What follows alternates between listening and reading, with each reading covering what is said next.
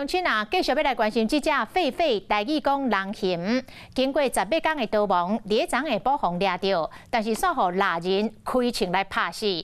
这只狼熊狒狒是3月初10伫桃园平镇坊发现，但是相关的单位安怎抓就是抓袂到，一直到昨伫桃园杨梅富光国中的附近来现身，佮冲入去一间人家厝。昨下晡的3点外，桃园的农业局炸着麻水船到现场，顺利来抓到狼熊。但是伫运送的过程中，发现讲狼熊老血，紧急送到六福村来救治。伫昨尾仔5点外来死亡。目前已经送到台北市动物园来做电工甲血液的采样，下晡是送到淡水家畜的试验所来解剖。目前初步研判，这狼熊是倒病的胸坎着枪，老血伤多死亡。顺利把他逮捕归案哦，要谢谢这个阿嬷哦，阿嬷来。网内底狼熊袂甜袂动，走18天总算互抓起来，也毋过互枪杀救袂活，边的人煞个固定翕相。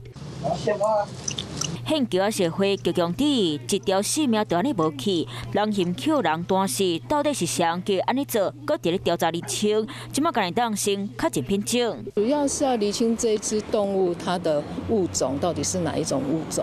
曾经有传说出说它是那个豚尾狒狒嘛，那所以我们做这个物种鉴定，确认它是哪一种狒狒。